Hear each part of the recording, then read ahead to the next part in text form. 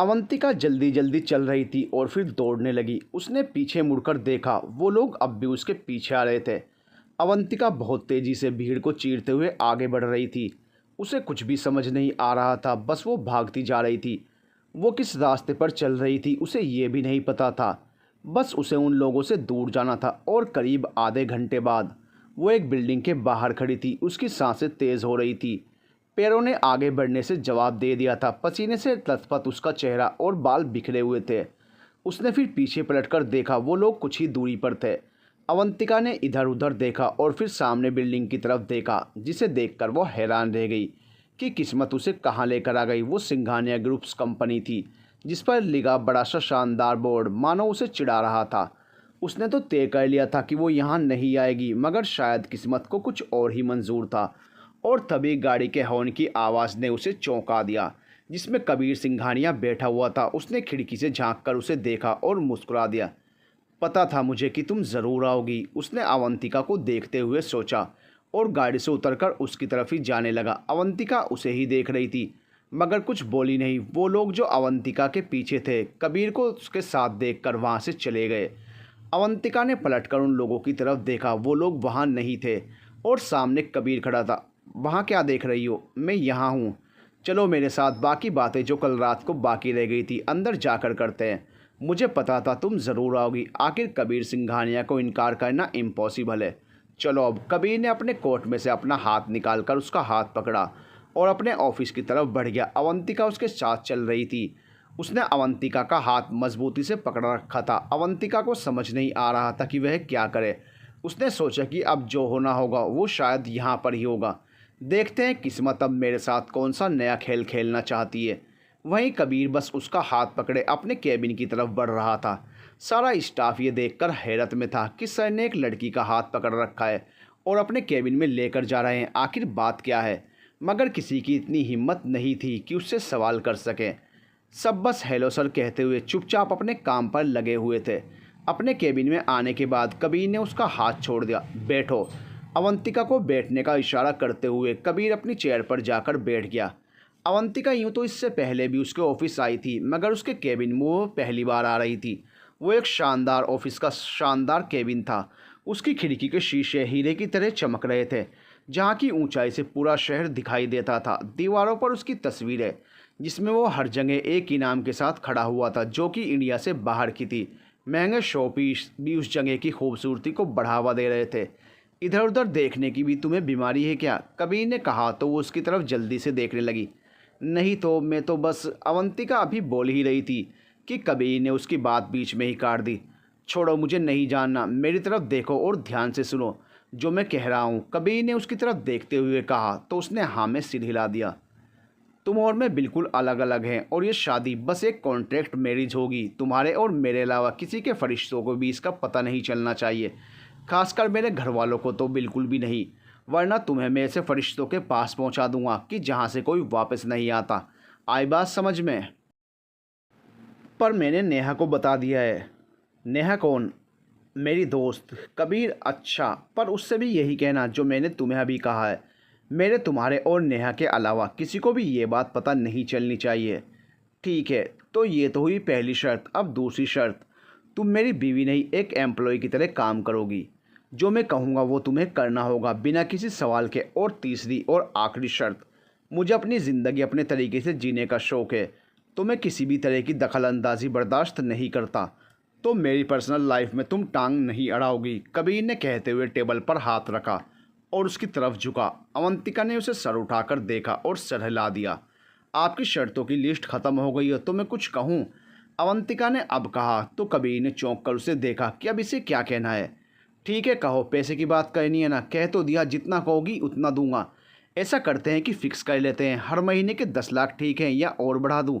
मैं दावे के साथ कह सकता हूं तुमने अपने सपने में भी इतनी रकम नहीं देखी होगी मिस अवंतिका। हा हा हा, वो हंसते हुए बोला। तो अवंतिका को बहुत तेज़ गुस्सा आया। वो उठकर खड़ी हो गई। एकदम चुप, प्राइस की दुकान, उसने चीखते हुए कहा। तो कबीर उसकी बात पर हक्का बक्का उसे देखने लगा। ये कैसी बदतमीज़ी है और किस नाम से बुला रही हो मुझे? कबीर ने उसे घूरते हुए कहा। बुरा लगा, मुझे भी लगता है जब तुम मुझसे बदतमीज़ी से बात करते हो, समझे? हर चीज़ की कीमत, और जब देखो तब सिर्फ पैसा पैसा पैसा। उफ, खैर जाने दो। अब सुनो तो मेरी पहली शर्त। इज्जत जो दोनों को एक दूसरे को देनी होगी हर हाल में, चाहे मैं सही रहूं गलत रहूं। तुम मुझे तकलीफ़ नहीं पहुंचाओगे, मुझे समझाओगे। अवंतिका ने कहा, यह कैसी शर्त है? ओके, मैं समझ गया तुम्हारे पास दिमाग कम है, तो मैं तुम्हें समझाऊंगा, कबीर ने कहा। जब अवंतिका ने उसे घूरते हुए देखा तो वो जल्दी से बोला, क्योंकि अभी तो उसे अवंतिका की ज़रूरत थी, तो उसे उसकी बातें सुननी पड़ेंगी, बाद में वो सब संभाल लेगा, ऐसा उसने सोचा। दूसरी शर्त, तुम मुझ पर कोई भी हक नहीं जताओगे। ना से मेरा मतलब फिजिकल रिलेशन से है, तो मेरे करीब आने के बारे में सोचना भी मत, वरना मैं तुम्हारा सर फोड़ दूंगी। अवंतिका ने अजीब सी शक्ल बनाकर कहा, कबीर सिंघानिया को तुम्हारे करीब आने की ज़रूरत पड़े? शहर की सारी लड़कियां मर गई हैं क्या? कभी देखा है खुद को? बस यही बात, इतनी जल्दी पहली शर्त भूल गए? ओके, आई एम सॉरी, आगे बोलो, तीसरी और आखिरी शर्त क्या है?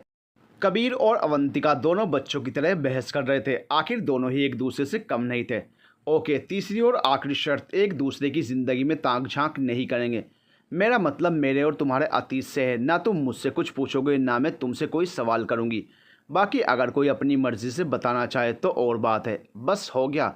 अवंतिका ने बात ख़त्म की और एक लंबी सांस लेते हुए उसने कबीर को देखा।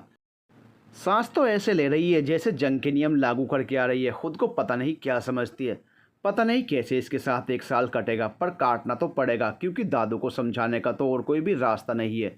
कबीर मन में सोच रहा था, बात बात पर पैसा पैसा करता है। मैंने इसका बिल्कुल सही नाम रखा है, प्राइस की दुकान। पर जो भी हो, मुझे पैसों की ज़रूरत है और मेरे पास इसके अलावा और कोई चारा नहीं बचा है। वो मुझे ढूंढ रहा है, कभी भी मुझ पर हमला कर सकता है और मुझे उठवा सकता है। किसी को खबर तक नहीं होगी, और नेहा बेचारी, वो अकेले मुझे नहीं बचा सकती। अगर मैं इसके साथ इसके घर में रहूँगी तो मैं सेफ़ रहूँगी। ये इतना बड़ा आदमी है, वहाँ सिक्योरिटी भी होगी। दिलावर मुझ तक कभी नहीं पहुँच पाएगा। और फिर जैसे ही डील ख़त्म होगी, मैं पैसे लेकर सीधे अमेरिका चली जाऊँगी, जहाँ वो मुझे कभी नहीं ढूंढ पाएगा। अवंतिका भी मन में सोच रही थी। क्या सोच रही हो? ज़्यादा मत सोचो, मुझे तुम्हारी सारी शर्तें मंजूर है, कबीर ने कहा तो वो अपनी सोच से बाहर आई। मुझे भी मंजूर है, अवंतिका ने कहा। ओके, तो फिर आगे बढ़ते हैं, कबीर कहते हुए एक कागज़ पर अपनी सारी शर्तें लिखने लगा। फिर उसने उस पर साइन कर दिया और अवंतिका की तरफ बढ़ाया, जो टेबल के दूसरी तरफ बैठी थी। लो, मैंने साइन कर दिए, अब तुम्हारी बारी। कबीर ने उसे पेन देते हुए कहा। ठीक है। अवंतिका ने भी अपनी सारी शर्तें लिखने के बाद उस पर साइन कर दिया और मन में अपने अतीत को और नेहा के बारे में सोचा। मुझे माफ़ कर देना यार, पर मैं मजबूर हूँ और कोई रास्ता नहीं बचा है। चलो, ये तो हुआ कॉन्ट्रैक्ट। मैं इसके ओरिजिनल प्रिंट बनवा कर एक तुम्हें दे दूंगा, ताकि आगे कोई इश्यू ना हो, कबीर ने कहते हुए वो कागज़ उठाकर अपनी कोट की जेब में रख लिया। अच्छा सुनो, कबीर ने उसे देखा जो कुछ चुपचाप सी खड़ी थी। तुम्हें क्या हुआ, इतनी खामोश क्यों हो गई? कबीर ने पूछा। कुछ नहीं, तुम बोलो, अवंतिका ने कहा। शाम को अच्छे से तैयार होकर रहना, मैं तुम्हें लेने आऊँगा। आज मेरे घर वालों से तुम्हें मिलवाना है। आज ही? पर मुझे तो अभी रेस्टोरेंट। अवंतिका भी बोल ही रही थी कि कबीर ने उसकी बात बीच में ही काट दी। हाँ, आज से तुम किसी भी रेस्टोरेंट में काम नहीं करोगी, क्योंकि तुम मेरी एम्प्लॉय हो, तो तुम्हारी सारी जिम्मेदारी मेरी। वहाँ के मैनेजर को फ़ोन करके कह दो कि तुम नौकरी छोड़ रही हो, और अभी ये कुछ पैसे रखो। मार्केट से जाकर अपने लिए कुछ अच्छे अच्छे कपड़े खरीद लेना, और पार्लर जाकर थोड़ा अपना हुलिया ठीक करवा लेना। ये बाल कैसे बिखरे हुए हैं और गंदे भी लग रहे हैं। तुम नहाती वहाती नहीं हो क्या? मुझे सफाई पसंद है, तो आइंदा ख्याल रखना। अब से तुम अवंतिका नहीं, अवंतिका कबीर सिंघानिया बनने वाली हो, तो ज़रा खुद में चेंज लाओ। मार्केट में जाकर ब्रांडेड कपड़े खरीदना, ऐसी वैसी सड़क किनारे लगी दुकान से कुछ मत ले लेना। सैंडल्स भी ढंग की खरीदना। और ये क्या पहना है, इस घड़ी को फेंक देना। मुझे ऐसी सस्ती चीज़ें बिल्कुल भी पसंद नहीं। वैसे तो मैं खुद चलता तुम्हारे साथ, पर आज मुझे काम है बहुत। चलो अब जाओ, 4 घंटे हैं तुम्हारे पास और बहुत काम है। मैं तुम्हें ठीक 5 बजे लेने आऊँगा तुम्हारे घर, तो ज़रा अच्छे से तैयार रहना। एक बात तो मैं भूल ही गया, ज़्यादा मेकअप मत करना। मुझे दिखावा करने वाले और 2 चेहरे रखने वाले लोग बिल्कुल पसंद नहीं। तुम ऐसी ही अच्छी लगती हो मुझे। अब जाओ, क्या देख रही हो?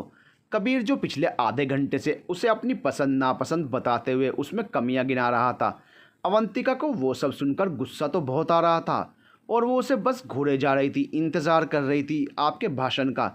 जो मेरी शान में आपने कसीदे पढ़े हैं, उसके लिए तालियां बजाने के लिए रुकी हुई थी। बहुत बहुत शुक्रिया आपका, चलती हूँ, अवंतिका बोली और वहाँ से चली गई। और कबीर ने बंद दरवाजे की तरफ देखा, जिसे उसने बहुत ज़ोर से बंद किया था, जिससे पूरा कमरा गूंज उठा था।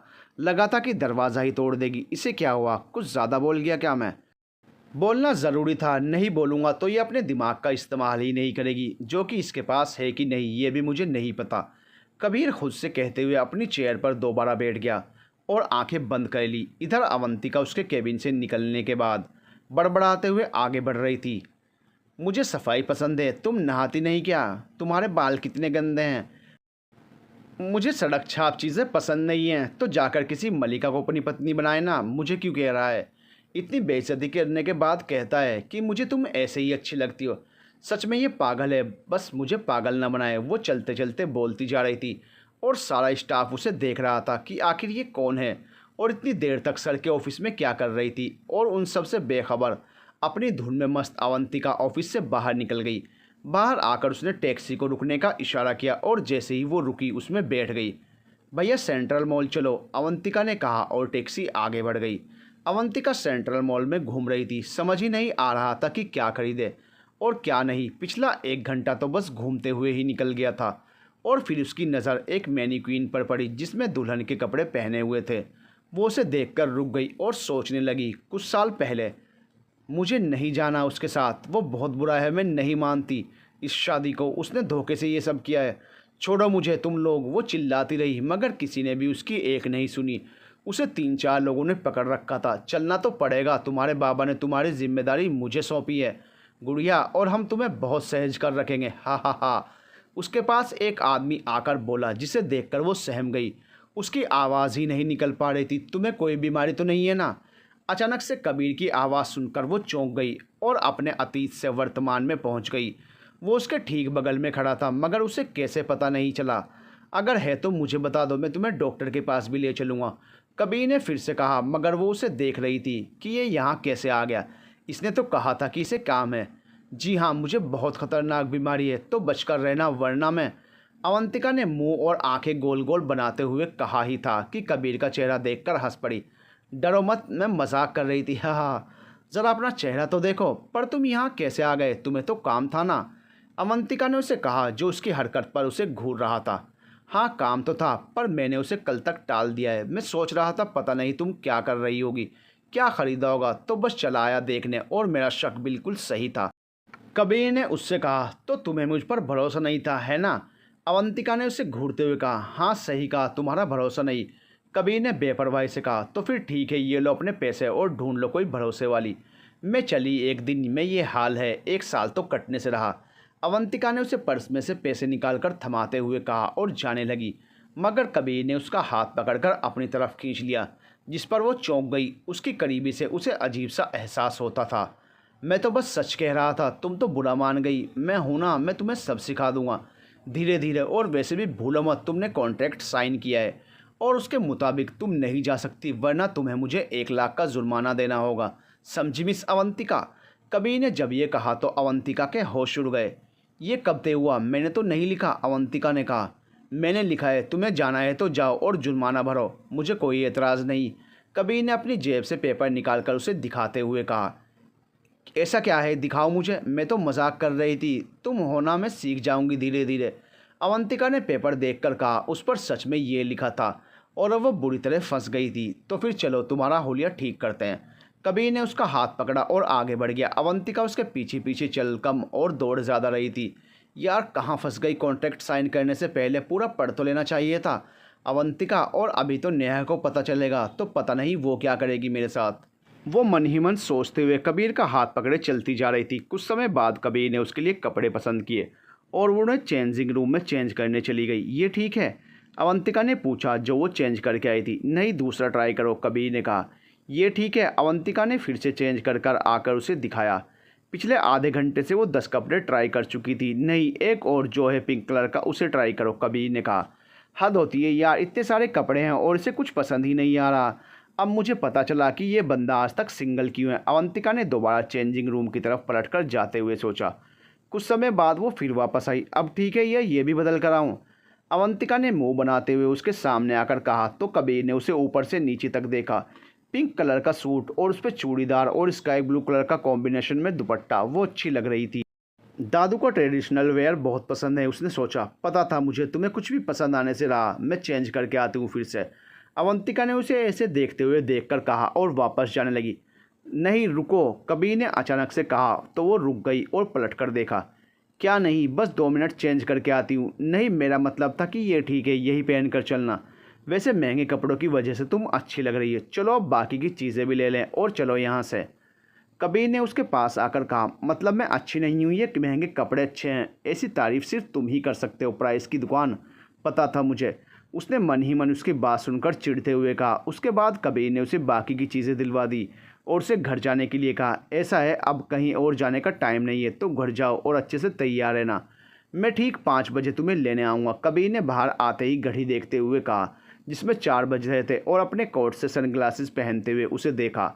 मिलते हैं फिर, और अच्छे से नहाना, और जो परफ्यूम मैंने दिलवाया है उसे ज़रूर लगा लेना। चलता हूँ, उसने दोबारा कहा और अपनी गाड़ी में बैठकर वहाँ से चला गया। और अवंतिका हाथ में बैग्स पकड़े खड़ी उसे जाते देखती रही। उसने एक लंबी सांस ली। महंगे कपड़ों में अच्छी लगती हो, परफ्यूम लगा लेना, उफ़, ये तो बस ट्रेलर है अवंतिका, पिक्चर तो अभी बाकी है मेरे दोस्त, उसने खुद से कहा, और फिर टैक्सी से सीधे घर आ गई। वो सच में बहुत थक गई थी। शाम के 5 बजने ही वाले थे। अवंतिका अपने घर में तैयार हो रही थी। अभी तक नेहा नहीं आई थी। वो स्कूल से अब कोचिंग सेंटर चली गई थी। उसने अब वहाँ पर भी पढ़ाने का काम शुरू कर दिया था। और अभी जब अवंतिका ने उसे फ़ोन किया तो उसने ये बताया कि उसे आने में 7 बज जाएंगे। अवंतिका उसकी बातें सुनकर समझ गई थी कि उसने ये सब उसके लिए किया था ताकि ज़्यादा से ज़्यादा पैसे कमा सके। और अब वो सोच रही थी कि जब नेहा को पता चलेगा कि उसने कबीर का दिया हुआ ऑफ़र मान लिया है तो पता नहीं वो कैसे रिएक्ट करेगी। वो ड्रेसिंग टेबल के सामने खड़ी तैयार होते हुए सोच रही थी। तभी डोरबेल बजी और उसने घड़ी की तरफ देखा। ओह, लगता है वो आ गया। टाइम का बहुत पाबंद है शायद। दोबारा डोरबेल बजी। उसने सोचते हुए अपना दुपट्टा ठीक किया और दरवाजे की तरफ बढ़ गई। दरवाज़ा खोलते ही सामने कबीर खड़ा था, मगर अवंतिका की तरफ उसकी पीठ थी। वो इधर उधर ना जाने क्या देख रहा था। मैं यहाँ हूँ, तुम किसे देख रहे हो? अवंतिका ने उसकी पीठ थपथपाकर पूछा तो वो पलटा। कबीर ने अवंतिका की तरफ देखा और उसे देखता ही रह गया। वो काफ़ी खूबसूरत लग रही थी। अब क्या हुआ, कुछ कमी है क्या? देखो, इससे ज़्यादा मुझसे नहीं होने वाला। तो अवंतिका ने अपना हाथ हिलाते हुए कहा, अंदर चलो। कबीर ने उसे हटाया और आगे बढ़ गया। उसकी बात भी पूरी नहीं होने दी। अंदर क्यों? अवंतिका ने उसे अंदर जाते हुए देख कर कहा। और फिर वो उसके पीछे आई। वो बड़े आराम से वहाँ हॉल में लगी हुई चेयर पर बैठ गया। दरवाज़ा बंद किया? कबीर ने पूछा तो वो कुछ चौंक गई। क्या मतलब, दरवाज़ा क्यों बंद करना है? तुम बहुत बोलती हो और सोचती भी हो, ताकि कोई अंदर ना आए। जाओ बंद कर आओ, मुझे तुमसे कुछ बात करनी है, कबीर ने कहा तो वो दरवाजे की तरफ बढ़ गई और फिर वापस आकर उसके सामने वाली कुर्सी पर बैठ गई। अब बोलो, क्या कहना है? तुम्हारी वो दोस्त नज़र नहीं आ रही है, कहाँ है वो? उसे बताया? कबीर ने घर के चारों तरफ नज़रें घुमाते हुए पूछा। नहीं, अभी नहीं बताया, वो अभी तक नहीं आई। अवंतिका ने कहा। चलो अच्छा है, उसे आराम से बताना और समझाना कि ये बात किसी को भी पता नहीं चलनी चाहिए। अब सुनो, तुम और मैं बस एक बॉस और एम्प्लॉई हैं, तो जैसा मैं कहूँ वैसा ही करना। मेरे घर में मेरे दादा दादी, एक भाई एक बहन, मेरे पिता और उनकी वाइफ रहती हैं। तो सबसे मुस्कुराते हुए मिलना। और कोई ये पूछे कि मैं और तुम कब और कहाँ मिले तो क्या कहोगी? क्या कहूँगी? कुछ भी मत कहना, बस मुस्कुरा देना, बाकी मैं संभाल लूँगा, क्योंकि मुझे पता है कि तुम कुछ गलत ही कहोगी। अब चलो, देर हो रही है। कबीर कहते हुए उठ खड़ा हुआ और अवंतिका को उसकी बातें सुनकर बहुत तेज़ गुस्सा आ गया कि ये उसे समझता क्या है, मगर फ़िलहाल तो सब बर्दाश्त करना था। 1 मिनट रुको। कबीर ने उसे फिर से गौर से देखते हुए कहा। अब क्या हुआ? ये गले में क्या पहन रखा है? उतारो इसे। कबीर ने उसके गले की चेन की तरफ इशारा करते हुए कहा। ओह, ये चेन है, अच्छा तो है, पिछले दिनों नेहा लाई थी मेरे लिए मसूरी से, जब वो स्कूल ट्रिप पर गई थी। अवंतिका ने चेन पकड़ते हुए कहा। मैंने कहा था ना कि मुझे ऐसी चीज़ें बिल्कुल पसंद नहीं है, उतारो इसे। कबीर ने कहा तो वो उसे उतारने लगी। पता था मुझे कि तुम ऐसा ही कुछ करोगी, इसलिए मैंने इसका भी इंतज़ाम पहले से करके रखा था। ये लो, इसे पहनना, देखो कितना महंगा है, कभी देखा तक नहीं होगा। पहनने के बाद तुम बिल्कुल बदल जाओगी। कबीर ने अपनी जेब से एक डब्बा निकालकर उसकी तरफ बढ़ाते हुए कहा। तो अवंतिका ने उसे ले लिया। ये सब सुनने की अब आदत डालनी होगी अवंतिका। शांति शांति, उसने धीरे से कहा और डब्बा खोलने लगी। कुछ कहा तुमने? कबीर ने उसे यूँ फुसफुसाते हुए देख कर कहा। नहीं तो, मैं तो इसे देख रही थी, ये बहुत सुंदर है, मैं पहन लेती हूँ। उसने जल्दी से डब्बा टेबल पर रखा और चेन निकाल कर पहनने लगी, जिसमें एक लॉकेट भी लगा हुआ था, पर उसका लॉक नहीं लग रहा था। लाओ, मुझे दो, एक काम भी तुमसे ठीक से नहीं होता है, पता नहीं तुम्हारे माता पिता ने। कबीर ने उसे ऐसे देखते हुए चेन ले ली और ख़ुद पहनाने लगा। वहीं अवंतिका उसकी बातें सुनकर चुप हो गई। अतीत के कुछ बिखरे हुए पल उसकी आंखें नम कर गए, जिसे उसने धीरे से पोंछ लिया। अवंतिका ने अपने खुले बालों को समेटते हुए नीचे ज़मीन की तरफ देखा। तो उसे अपने साथ कबीर की परछाई मिलती हुई नजर आ रही थी। उसकी सांसें उसके गले को छूते हुए उसे महसूस हो रही थी और वो चुपचाप उसे चैन पहना रहा था। लो हो गया, अब चलो जल्दी, कबीर ने उसे चैन पहनाने के बाद कहा। और अवंतिका ने उसे देखा। ब्लैक कलर का सूट, उस पर उसका चमकता चेहरा, गहरी आंखें और पेशानी पर बल। हमेशा पूरी दुनिया का बोझ इसके ही ऊपर होता है। उफ, इसका कुछ नहीं हो सकता। अवंतिका ज़्यादा मत सोच, वो खुद को समझा रही थी। वो बाहर उसका गाड़ी में इंतज़ार कर रहा था और अवंतिका जल्दी से दरवाज़ा लॉक करके बाहर आई। कबीर ने उसकी तरफ का दरवाज़ा खोला और वो गाड़ी में बैठी। कबीर ने गाड़ी अपने घर की तरफ बढ़ा दी। सिंघानिया मैंशन। दादू हॉल में सोफे पर बैठे हुए कबीर के आने का इंतज़ार कर रहे थे। दादी साहिल और निया भी उनके साथ बेसब्री से बैठे दरवाजे की तरफ देख रहे थे। राजीव और नीलिमा अपने कमरे में ही थे। 6 बजने वाले हैं, आदि अभी तक आया क्यों नहीं? ऐसा तो नहीं कि वो मुझसे झूठ बोल रहा हो। अगर ऐसा है तो मैं आ गया। और कबीर सिंघानिया कभी झूठ नहीं बोलता दादू, कबीर ने घर में एंट्री करते हुए उनकी बात सुनते हुए कहा। उसके पीछे अवंतिका खड़ी थी जो अब सामने आ गई। ये तो वही है जो उस दिन। वहीं दादू और बाकी लोग अवंतिका को देखकर चौंक गए। सच सच बताना भाई, आपने इस लड़की के साथ कोई डील शील तो नहीं कर ली? वरना कल तक तो ये आपको बिल्कुल पसंद नहीं करती थी और ना ही आप इसे। फिर ये अचानक से क्या हो गया? कि होना क्या है, पहले टकरार फिर प्यार, क्यों अवंतिका? कबीर ने साहिल की बात बीच में काटते हुए अवंतिका के कंधे पर हाथ रखते हुए उसे अपने करीब लाकर कहा और आगे बढ़ गया। अवंतिका उसकी इस हरकत को देख रही थी। कोई नहीं, देर आए दुरुस्त आए। मुझे तो ये बच्ची पहले दिन से ही पसंद थी। आओ यहाँ मेरे पास बैठो बेटा। दादू ने अवंतिका को अपने पास बैठने के लिए कहा, मगर कबीर ने उसे कुछ इशारे से कहा जिसे वो समझ नहीं पा रही थी। अवंतिका दादू के पैर छूकर आशीर्वाद ले लो, कबीर ने दांत पीसते हुए कहा। तो वो जल्दी से झुकी और फिर दादा दादी के पैर छूकर आशीर्वाद लिया।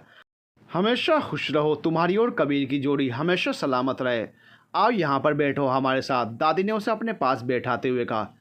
हेलो, मैं निया, कबीर की इकलौती बहन। निया ने उससे हाथ मिलाते हुए कहा। मैं अवंतिका। मैं साहिल, मुझसे तो मिल ही चुकी हो, फिर भी बता रहा हूँ। साहिल ने उससे हाथ बढ़ाने के लिए हाथ बढ़ाया। हाँ जानती हूँ, दोबारा मिलकर खुशी हुई। अवंतिका ने हाथ मिलाया। साबी, जाकर वो ले आओ, दादू ने अचानक कहा। तो सब उनकी तरफ देखने लगे। अभी तक राजीव और नीलिमन नीचे नहीं आए थे, अपने कमरे में ही थे। हाँ हाँ अभी लाती हूँ, दादी कहते हुए वहाँ से अपने कमरे की तरफ बढ़ गई। और बताओ बेटा, घर में कौन कौन है? पापा क्या करते हैं? दादू ने जब अवंतिका से पूछा तो वो चौंक गई। और वहीं कबीर भी, इसके बारे में तो सोचा ही नहीं था। जी वो मैं अनाथ हूँ, मेरा कोई नहीं है, बस एक दोस्त है जिसके साथ रहती हूँ और उन्हीं की माँ ने मुझे पाला है, अवंतिका ने बड़े आराम से कहा। तो कबीर ने चैन की सांस ली कि चलो बच गए। ओह बड़ा दुख हुआ जानकर। कोई बात नहीं, अब से हम तुम्हारा परिवार हैं। ऐसा करो कि तुम शादी तक यहीं रहो हमारे साथ। आखिर कब तक यूँ दूसरों के घर में रहोगी? क्यों कबीर? दादू ने कबीर की तरफ देखा। वहीं साहिल ये सब देखकर हैरत में था कि भाई में अचानक ये चेंज के आया कैसे।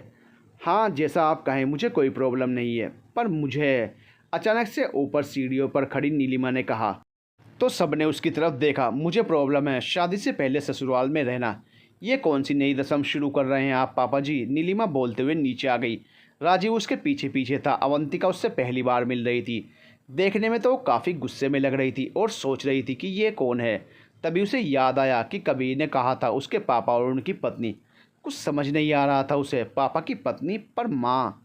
नीलिमा ठीक कह रही है पापा, और वैसे भी मुझे ये लड़की अपने बेटे के लिए बिल्कुल सही नहीं लग रही है। ना माँ का पता है ना बाप का, कहाँ से आई है ना जाने किसका। राजीव ज़ुबान को लगाम दो, दादू ने गुस्से से कहा। पता तो हमें भी नहीं है कि आपकी ये पत्नी कहाँ से आई है, कबीर ने कहा। तो राजीव को बहुत तेज़ गुस्सा आ गया। कबीर ये तुम्हारी माँ है, बदतमीज़ कहीं के। राजीव ने उसके ऊपर हाथ उठाया तो कबीर ने उसका हाथ पकड़ लिया। वहीं साहिल और निया जल्दी से उन्हें रोकने के लिए आगे बढ़े। कितनी बार कहा है आपसे, ये आपकी पत्नी है, मेरी माँ मर गई है, समझे आप? और एक बात, ये लड़की मेरी होने वाली पत्नी है, तो कुछ भी बोलने से पहले अपने गिरावान में झांक लीजिएगा। अब तो ये इसी घर में रहेगी जब तक शादी नहीं हो जाती। मैं भी देखता हूँ कि कौन रोकता है। कबीर ने उनका हाथ छोड़ते हुए कहा। सारे लोग जो वहाँ पर मौजूद थे, खास करके अवंतिका, ये सब देखकर बहुत ही ज़्यादा हैरान थी कि ये सब आखिर हो क्या रहा है। दोनों बाप बेटे आपस में लड़ रहे हैं, दोनों में बिल्कुल नहीं बनती। और वो औरत जो उनके सामने खड़ी थी वो कबीर की सौतेली माँ थी। उसके चेहरे पर अजीब सी मुस्कुराहट थी, जैसे वो ये सब देखकर खुश हो रही हो। देख रहे हैं आप पापा, ये सब आपके लाड प्यार का नतीजा है और कुछ नहीं। राजीव ने अब अपने पिता की तरफ गुस्से से देखा। क्या हुआ, इतना शोर क्यों मचा रहे हैं सब लोग? ये लीजिए, मैं ले आई। दादी जो अपने कमरे में दादू के कहने पर कुछ लेने गई थी, अभी अभी वहाँ आई थी और उनके हाथ में एक ज्वेलरी बॉक्स था। वो सबके उतरे हुए चेहरे देखकर बोलते बोलते चुप हो गई। लाओ ये मुझे दो। दादू ने वो बॉक्स उनसे ले लिया। आओ बेटा, तुम क्यों परेशान हो रही हो? ये इन दोनों बाप बेटे का रोज़ का ड्रामा है, हमें तो आदत है इसकी। तुम्हें भी हो जाएगी, तुम यहाँ बैठो। कबीर तुम भी इधर आओ। दादू ने अवंतिका को बैठा दिया और दादी को उस बॉक्स में से 2 जोड़ी कंगन निकाल कर दिए। फिर कबीर को बुलाया। वहीं साहिल और निया तो बस खामोश थे। उन्हें कुछ समझ ही नहीं आ रहा था कि आखिर हो क्या रहा है। साबी कंगन कबीर को दो। कबीर इन्हें अवंतिका को पहना दो। ये तुम्हारी रस्म है कि जब बहू पहली बार घर पर आती है तो उसे कुछ देते हैं। चलो पहनाओ। दादू कबीर से बोल रहे थे। मुझे तो कभी कुछ नहीं मिला। नीलिमा ने गुस्से में ये सब होते देखकर कहा, तुम्हें जो मिला है वो किसी को भी नहीं मिला और अपना मुंह बंद रखो। बीच में बोलने से अपशगुन होता है। दादी ने नीलिमा को कहा तो वो मुंह बनाकर चुप हो गई। अपशगुन होता है। अवंतिका कबीर को देख रही थी। वो उसे कंगन पहना रहा था, मगर उसे ये सब कुछ बहुत अजीब लग रहा था कि कहीं वो उन सब लोगों की सच्ची भावनाओं से खिलवाड़ तो नहीं कर रही है। मगर वो भी क्या करे, उसकी भी मजबूरी थी। चलो हो गया, बहुत सुंदर लग रहे हैं, अब बैठो उसके पास। साहिल इनकी फ़ोटो खींचो, बड़े ही प्यारे लग रहे हैं। मैं सच में बहुत खुश हूँ, आज तुमने मेरा दिल जीत लिया बेटा। रमेश मिठाई लाओ। दादू खुशी से फूले नहीं समा रहे थे और कबीर उन्हें देखकर खुश था। मगर राजीव और नीलिमा ये सब देखकर काफ़ी गुस्से में थे, मगर कुछ भी नहीं कर सकते थे जब तक दादू थे, क्योंकि सारी जायदाद दादू की थी और वो दोनों उनके घर में रहते थे। दोनों वहाँ से वापस अपने कमरे में चले गए। कुछ लोगों को मेरी खुशी कभी रास नहीं आई, कबीर ने धीरे से कहा और अवंतिका ने सुन लिया और उसे चौंक कर देखा। कहीं मैं गलत जगह तो नहीं फंस गई? जो इंसान अपने पिता का नहीं हुआ वो मेरे साथ क्या करेगा? मगर अपने दादू के साथ तो वो बहुत अच्छा है, बल्कि बहुत प्यार करता है उनसे। क्या करूं? अवंतिका सोच रही थी और वहाँ मौजूद सारे लोग अपने अपने में व्यस्त थे। दादी दोनों की बलाइयाँ ले रही थी। निया और साहिल उससे बातें कर रहे थे और वो हाँ ना में जवाब दे रही थी। वहीं कबीर दादू से बोल रहा था, अब खुश है ना आप? कबीर ने कहा, बहुत खुश हूँ। दादू ने उसे गले लगाते हुए कहा। मगर कोई था जो ये सब देखकर बहुत गुस्से में था। वो थी नीलिमा, जो रेलिंग के पास ऊपर खड़ी ये सब देख रही थी। तुम्हें तो मैं देख लूँगी कबीर, और ये लड़की, इसका भी इंतज़ाम करना होगा। ये शादी कभी नहीं होगी, वो मन में सोच रही थी। इधर नेहा ने घर आने के बाद अवंतिका को फ़ोन मिलाया। अवंतिका, मैं कब से तुम्हें फ़ोन कर रही हूँ, कहाँ हो तुम? घड़ी देखी है तुमने? फ़ोन पर नेहा गुस्से से बोल रही थी और अवंतिका सुन रही थी। रात के 10 बजने वाले थे और वो अभी तक कबीर के घर पर ही थी। दादू ने उसे जाने नहीं दिया, उसे रोक लिया और निया के साथ उसके कमरे में ही रहने के लिए कह दिया जब तक शादी नहीं हो जाती। हालांकि अवंतिका ने उन्हें कहा था कि वो अपने घर जाना चाहती है, मगर वो नहीं माने और कबीर ने साफ साफ कह दिया था कि जो दादू कह रहे हैं उसे मानना पड़ेगा। एक तो इसलिए कि तुम मेरी एम्प्लॉई हो और दूसरी इसलिए कि वो हार्ट पेशेंट हैं, उन्हें कोई तकलीफ़ नहीं देनी है। और अब मजबूर अवंतिका फंस गई थी। अवंतिका, मैं कुछ पूछ रही हूँ, कहाँ हो तुम? नेहा ने दोबारा कहा तो अपनी सोच से बाहर आई। मैं ठीक हूँ और आज रात यहीं पर रुकूंगी, कल सुबह आती हूँ और सब बताती हूँ। Okay bye. अवंतिका ने इतना कहकर फ़ोन काट दिया। दूसरी तरफ नेहा हेलो हेलो करती रह गई। फिर नेहा ने उसे दोबारा कॉल की, मगर अवंतिका ने मोबाइल साइलेंट कर दिया और उसे मैसेज कर दिया कि वो बिल्कुल ठीक है और कल सुबह आएगी। ये लड़की भी ना पता नहीं अब क्या करने वाली है, बस किसी मुसीबत में ना हो। दूसरी तरफ नेहा ने फ़ोन बिस्तर पर पटकते हुए कहा और सर पकड़कर बैठ गई। उसे अवंतिका की चिंता हो रही थी। अगर उसने कह दिया था कि वो ठीक है और कल सुबह आएगी, तो अब बस इंतज़ार करने के अलावा वो कुछ भी नहीं कर सकती थी। हो गई बात है तो चलो, मुझे भी तुमसे कुछ बात करनी है, अवंतिका के पीछे खड़े कबीर ने कहा। तो अवंतिका ने पलटकर उसे देखा और अपना फ़ोन हाथ में से नीचे किया। अब क्या बच गया है? अवंतिका ने हैरानी से पूछा। अभी तो बहुत कुछ बचा है जो तुम्हें बताना है और तुम्हें समझना है, चलो मेरे साथ। कबीर ने उसका हाथ पकड़कर अपने कमरे की तरफ जाते हुए कहा। भाई, दादू ने भाभी को मेरे कमरे में लेने के लिए कहा है, आप इन्हें कहाँ लेकर जा रहे हैं? निया ने हंसते हुए कहा तो कबीर ने घूरकर उसे रुकते हुए देखा, जो उनसे कुछ दूरी पर खड़ी थी। साथ में साहिल भी था। सब लोग खाना खाकर अपने कमरे में सोने जा चुके थे और अवंतिका भी जा रही थी। कबीर उसका हाथ पकड़े उसे अपने कमरे में ले जा रहा था और निया साहिल वहां पहुंच गए। हाँ भाई, हम लोग इतने भी मॉडर्न नहीं हैं। भाभी शादी से पहले आपके साथ नहीं रह सकती हैं, ऐसे संस्कार नहीं हैं हमारे। साहिल ने जब कहा तो कबीर ने अवंतिका का हाथ छोड़ दिया और साहिल की तरफ बढ़ गया। मैं उससे कुछ बात करने के लिए अकेले लेकर जा रहा हूँ। ओके, और अपने संस्कार अपने पास रखो, समझ गए तुम दोनों? कबीर ने कहा और दोबारा आकर अवंतिका का हाथ पकड़ लिया। चलो, तुम क्या देख रही हो? उसने कहा और अपने कमरे की तरफ बढ़ गया। अवंतिका ने पलटकर साहिल और निया को देखा। अंदर जाते ही कबीर दरवाज़ा बंद कर दिया। मगर निया और साहिल ये सब देखकर बहुत हैरत में थे कि एक दिन में अचानक भाई को क्या हो गया, इतना कैसे बदल गए। साहिल, मुझे तो कुछ गड़बड़ लगती है। मुझे भी। जाकर देखते हैं, मेरा मतलब है जाकर सुनते हैं दोनों क्या बात कर रहे हैं। नहीं, भाई को पता चल गया तो पता है ना क्या होगा। डरो मत, कुछ नहीं होगा, मैं हूं ना, साहिल ने कहा और फिर दोनों कबीर के कमरे के बाहर कान लगाकर खड़े हो गए। मगर अंदर से जो आवाज़ें आ रही थी वो उन्हें समझ ही नहीं आ रही थी। कबीर अवंतिका से बात कर रहा था। अवंतिका चुपचाप कमरे में खड़ी इधर उधर देख रही थी। मेरी तरफ देखो, मैं यहाँ हूँ, कबीर ने कहा तो अवंतिका ने जल्दी से उसकी तरफ देखा। हाँ तो क्या हुआ अब? कबीर, होना क्या, तूफान आने वाला है। अवंतिका कहाँ से इधर उधर देखने लगी। तुम पागल हो क्या, अब बैठो। कबीर ने उसे एक चेयर पर बैठने के लिए कहा तो वो बैठ गई। अब मेरी बात गौर से सुनना, मैं कबीर सिंघानिया हूँ। कबीर अभी बोल ही रहा था कि अवंतिका उसकी बात सुनकर हंसने लगी। हा हा हा, इतनी सी बात कहने के लिए तुम मुझे यहाँ पर लाए हो, पता है मुझे। अवंतिका ने हंसते हंसते कहा। उसकी हंसी रुक ही नहीं रही थी, एकदम चुप। कबीर ने उसके मुंह पर हाथ रखते हुए कहा तो उसकी हंसी बंद हो गई। घनी पलकें झपकाते हुए कबीर को देख रही थी। वो दोनों बेहद करीब थे। तभी कबीर को उसकी करीबी का एहसास हुआ तो उसने जल्दी से हाथ हटा दिया। दोनों ही एक दूसरे को फिर इधर उधर देखने लगे। दूसरी तरफ कमरे के बाहर साहिल और निया ने जब अवंतिका की हंसी सुनी तो दोनों चौंक गए कि भाभी हंस रही हैं। भाई भाभी तो हंस रही हैं। साहिल बोला, वही तो, भाई के कमरे में लड़की, वो भी हंसते हुए, अजीब। अंदर कमरे में तुम कुछ कह रहे थे ना, अवंतिका ने कहा। हाँ तो मैं ये कह रहा था कि मैं कबीर, छोड़ो, ये मेरा घर है और वो मेरा परिवार है जिनसे तुम मिल चुकी हो। अभी मेरे दादू और दादी इस घर के असली मालिक हैं और तुम्हारे पिता, अवंतिका ने कहा तो कबीर ने चौंक कर उसे देखा। साहिल और निया मेरे भाई बहन हैं और राजीव सिंघानिया बदकिस्मती से मेरे पिता, और वो औरत जो वहाँ उनके साथ थी खुशकिस्मती से उनकी पत्नी है। बस इतना ही कहना था, तुम जा सकती हो अब, कबीर ने कहा और उसे अपने कमरे से हाथ पकड़कर बाहर निकाल दिया। मगर जैसे ही उसने दरवाज़ा खोला, सामने निया और साहिल को खड़े देखा। तुम दोनों यहाँ क्या कर रहे थे, कबीर ने कहा और अवंतिका का हाथ छोड़ा तो वो गिरते गिरते बची। वो भाई, हम तो भाभी का इंतज़ार कर रहे थे। चलिए भाभी, ओके, गुड नाइट भाई, सुबह मिलते हैं, निया और साहिल ने एक साथ कहा और दोनों अवंतिका को पकड़कर वहाँ से चले गए। कबीर ने कमरे में आकर दोबारा दरवाज़ा बंद कर लिया। इन दोनों पर नज़र रखनी होगी, कहीं कोई गड़बड़ न कर दें। उसे समझाना होगा किस मुसीबत में फंस गया मैं। कबीर बिस्तर पर लेटते हुए सोच रहा था। आज का दिन काफ़ी तनावग्रस्त था कि वो बहुत थक गया था। ऊपर से उसने आज अपने पिता से बहस भी कर ली थी जो वो नहीं करना चाहता था।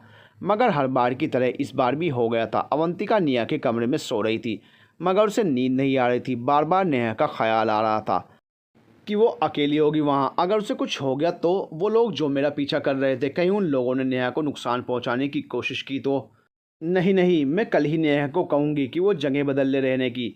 वहाँ रहना अब उसके लिए ठीक नहीं। वैसे तो वो नाराज़ बहुत होगी पर मैं मना लूँगी। अवंतिका दीवारों की तरफ देखते हुए सोच रही थी। तभी उसे प्यास लगी और वो उठकर बैठ गई। उसने देखा कि टेबल पर रखी बोतल खाली है तो वो कमरे से बाहर निकल आई। किचन इधर है। वो कमरे के बाहर खड़ी इधर उधर देखते हुए सोच रही थी। तभी उसके कंधे पर किसी ने हाथ रखा और वो ज़ोर से चिल्लाई, जिस पर किसी ने उसका मुंह दबाया और वो ये स्पर्श पहचानती थी। सामने कबीर खड़ा था जो उसे देख रहा था और गुस्से में लग रहा था। तुम यहाँ पर क्या कर रही हो, वो भी इतनी रात को, चोरी छिपे, कबीर ने कहा और उसका हाथ उसके मुंह पर अभी तक था। दोनों एक दूसरे को देख रहे थे। चारों तरफ हल्की रोशनी थी। वो उसे वैसे ही पलके झपकाते हुए देख रही थी। तुम कुछ बोलने दोगे तब तो कुछ कहूँगी ना। हाथ हटाओ, मेरी सांसें फूल रही हैं, अवंतिका ने कहा और उसे घूर कर देखा। तो बताओ यहाँ क्या कर रही थी, तुम्हें नींद में चलने की बीमारी तो नहीं? अवंतिका, नहीं, मैं चोरी करने के लिए बाहर निकली थी, समझे, उसने मुंह बनाकर कहा। तुम्हें सीधे मुंह बात करनी नहीं आती है क्या? मैं सिर्फ सीधे लोगों के साथ सीधी रहती हूँ। तुम कहना क्या चाहती हो वही जो आप समझ रहे हैं। कबीर, देखो, मुझे बदतमीज़ लड़कियाँ बिल्कुल नहीं पसंद, उसने अवंतिका की तरफ उंगली करते हुए कहा। तो मैं क्या करूं, आपकी पसंद से मुझे क्या करना है? मैंने ठेका नहीं ले रखा आपकी पसंद नापसंद का, अवंतिका ने कहा और उंगली जो वो उसकी तरफ दिखाते हुए बोल रहा था उसे पकड़कर कसकर काट लिया। कबीर चिल्लाया, पागल हो क्या? कबीर ने खुद को बचाते हुए उसे हटाया। कौन है वहाँ? तभी किसी की आवाज़ सुनाई दी। वो नीलिमा थी जो अपने कमरे से बाहर निकलकर इधर उधर देख रही थी। कबीर ने जल्दी से अवंतिका को अपनी तरफ खींचा और एक साइड में जाकर छिप गया कि अगर इन्होंने देख लिया तो ज़रूर कोई ना कोई तमाशा होगा। अवंतिका दीवार से लगी थी और कबीर उसके सामने खड़ा था। उसे चुप रहने का इशारा करते हुए नीलिमा के कमरे की तरफ झांक कर देख रहा था कि वो गई या नहीं। अवंतिका कबीर के बिल्कुल करीब थी, उसकी सांसें उसके चेहरे पर पड़ रही थी, पर उसका पूरा ध्यान कहीं और था। कबीर सिंघानिया देखने में वो एक बेहद डैशिंग पर्सनालिटी था। गोरा रंग, ब्राउन आंखें, काले बाल, लाइट पिंक लिप्स। परेशानी पर उसके पसीने की कुछ बूंदें जो अंधेरे में चमक रही थी, उस पर बल खा रही। चिंता की लाइनें, वो और भी ज़्यादा आकर्षक लग रहा था। वो ऐसा था कि उसकी ख्वाहिश कोई भी करता और कर रही थी। शहर की आधी से ज़्यादा लड़कियाँ उसकी दीवानी थी, मगर वो ना जाने क्यों सबसे दूर भाग रहा था। जितनी दफ़ा देखूं धड़के ज़ोरों से, ऐसा तो कभी होता ना था मिल के गैरों से। अवंतिका उसे देखते हुए बहुत कुछ सोच रही थी। उसकी सोचों पर उसका बस नहीं चल रहा था। क्या कर रही है अवंतिका? ये बंदा सिर्फ दिखता अच्छा है, इससे ज़्यादा इसकी उम्मीद इससे मत करना। इसका काम ख़त्म हुआ कि वो तुझे दूध में गिरी मक्खी की तरह निकाल कर फेंक देगा। वैसे भी ये मुझे बहुत देर से देख रहा हूँ कि कुछ सोच रही हो, अब चलो यहाँ से। कबीर ने कहते हुए उसे देखा तो वो चौंक गई। फिर कबीर ने उसका हाथ पकड़ा और आगे बढ़ गया। कुछ दूर जाकर रुक गया। अवंतिका उसके हाथ में अपना हाथ को देख रही थी। उसके स्पर्श से उसे अजीब सा एहसास होता था। ना जाने क्यों आज तक उसने कभी ऐसा महसूस नहीं किया था जैसा अब हो रहा था। तुम में ज़रा सी भी अकल है या नहीं? अगर कोई हमें देख लेता तो? और ये दांत क्यों काटा तुमने? खुद को समझती क्या हो? छोटी बच्ची हो क्या? कबीर ने उससे कहा तो वो मुस्कुरा दी और नहीं में सिर हिला दिया। कितना दर्द हो रहा है तुम्हें? तो मैं, कबीर ने अपना हाथ उसकी तरफ बढ़ाते हुए कहा तो वो जल्दी से अपनी आंखें बंद करके खुद को बचाने लगी। आज माफ़ कर रहा हूँ, आइंदा ऐसा किया तो ये बताओ कमरे से बाहर क्यों आई थी? उसने पूछा। मुझे प्यास लगी थी तो किचन ढूंढ रही थी, पर तुम मिल गए। अवंतिका ने कहा। किचन ढूंढ रही थी? यहीं पर रुको, कबीर ने कहा और फिर अपने कमरे में जाकर उसे पानी की बोतल ला कर दी। अवंतिका ने पानी पीकर उसे बोतल वापस की। ये लो। बस? अवंतिका ने कहा। बस इतना ही। कबीर ने भरी हुई बोतल की तरफ देखा जिसमें से सिर्फ 2 घूंट उसने पिया था। तो और क्या, इतनी सी प्यास के लिए इतना तमाशा किया तुमने? तुम लड़की हो या फिर? देखो, तुमने वादा किया था सेल्फ रेस्पेक्ट पहले, तो भूलो मत। मैं जा रही हूँ अब, मुझे बहुत नींद आ रही है। गुड नाइट, कल मिलते हैं। अवंतिका ने उसकी बात पूरी होने से पहले ही कहा और वहाँ से जाने लगी। कबीर हाथ में बोतल लिए खड़ा था। कहीं इससे डील करके अपने ही पैरों पर कुल्हाड़ी तो नहीं मार ली मैंने? ये लड़की है या आफत? कबीर सोच रहा था। अवंतिका अपने कमरे में जा चुकी थी और कबीर भी अपने कमरे में चला गया। अवंतिका निया के बगल में सो रही थी, सर पर हाथ रखे। वो ऊपर चलते हुए पंखे को गोल गोल घूमते देख रही थी। ज़िंदगी भी कितनी अजीब होती है ना, कभी हमारी मर्ज़ी से नहीं चलती, हमेशा टेढ़े मेढ़े रास्तों से होकर गुजरती है। और जब हम मंजिल तक पहुंचने वाले होते हैं तो पता चलता है कि वो तो हमारी मंजिल है ही नहीं।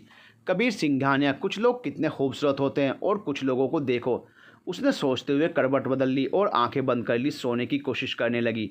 अगली सुबह उसे नेहा का भी सामना करना था। कबीर अपने कमरे में। मुझे इस लड़की के तेवर कुछ ठीक नहीं लग रहे हैं। ऐसा लगता है जैसे इसके दिमाग में बहुत कुछ चल रहा है, मगर क्या? कुछ पूछ भी नहीं सकता। उसने किसी भी पर्सनल लाइफ में इंटरफेयर करने से मना किया है, वरना कॉन्ट्रैक्ट का रूल टूट जाएगा। एनीवे, मुझे कौन सा उसके साथ ज़िंदगी बितानी है? 1 साल की ही तो बात है, यूं ही गुजर जाएगा। कबीर, डोंट वरी, सो जाओ अब, कल बहुत काम है ऑफिस में। कबीर अपने बेड पर लेटा अपने सर पर हाथ रखते हुए खुद से बातें कर रहा था। फिर उसने आंखें बंद कर ली। तो ऐसा है कि अब जब तुमने लड़की पसंद कर ली है तो फिर देर किस बात की? चट मंगनी पट भी आ। दादू और दादी ने उसे अपने कमरे में बुलाकर कहा तो वो चौंक गया। सुबह सुबह वो वॉक पर से वापस आ रहा था, तभी उसे नौकर ने आकर कहा कि दादू उसे अपने कमरे में बुला रहे हैं। और अब वो उनके सामने खड़ा था, पसीने से तरबतर उसका चेहरा, और उस पर दादू की बातों ने उसमें और इजाफा कर दिया था। और नहीं तो तुम्हारा क्या भरोसा, जब तुम दोनों एक दूसरे को पसंद करते हो तो शादी 1 हफ्ते बाद करो या फिर 1 महीने बाद, क्या फ़र्क पड़ता है? मैंने पंडित जी को बुलाया है, कल तुम्हारी सगाई और फिर इसी हफ्ते एक अच्छा सा मुहूर्त देखकर तुम दोनों की शादी। अब की बार, दादी ने कहा और दादू की बची खुशी कसर भी पूरी कर दी। पर दादी, इतनी जल्दी क्या है? मैं कहीं भागा नहीं जा रहा हूँ और अब तो अवंतिका भी इसी घर में है। फिर आप क्यों परेशान हो रहे हैं? कबीर ने अपने चेहरे का पसीना पोंछते हुए कहा। वही तो परेशानी की बात है, बिना शादी के किसी लड़की को ऐसे ससुराल में रहना अच्छा नहीं माना जाता, दादू ने कहा। और अब वो कबीर के पास आकर खड़े हो गए। तुम्हें कोई दिक्कत है क्या? ओह, लगता है मेरा सर घूम रहा है, दादू ने अपना सर पकड़ते हुए कहा और वो गिरने लगे। तभी कबीर ने उन्हें संभाल लिया और बिस्तर पर बैठाया। यहाँ बैठिए आराम से और आपको जो ठीक लगता है वो करिए, मुझे कोई दिक्कत नहीं है, बस ज़्यादा सोचिए मत, आपकी तबीयत ठीक नहीं है, कबीर ने कहा और फिर कमरे से बाहर निकल गया। उसे ऑफिस के लिए देर हो रही थी। क्या बात है, हमारे घर के अमिताभ बच्चन, आपने तो कमाल की एक्टिंग की है। कहाँ से आया इतना टैलेंट आप में? बोलो बोलो। हाँ हाँ, साहिल जो छुपकर सबकी बातें सुन रहा था, कबीर के जाते ही कमरे में दाखिल हुआ और दादू के पास बैठते हुए बोला, चुप कर शरारती कहीं का, भूल मत मैं तुम्हारा दादू हूँ। दादू ने उसके सर पर चपत लगाई। वही तो मैं भूल गया था कि आप भाई के दादू हैं। उनसे 4 कदम आ गए। साहिल ने हंसते हुए कहा और सब हंस पड़े। बस मुझे इसकी शादी करवानी है ताकि, दादू कहते कहते चुप हो गए।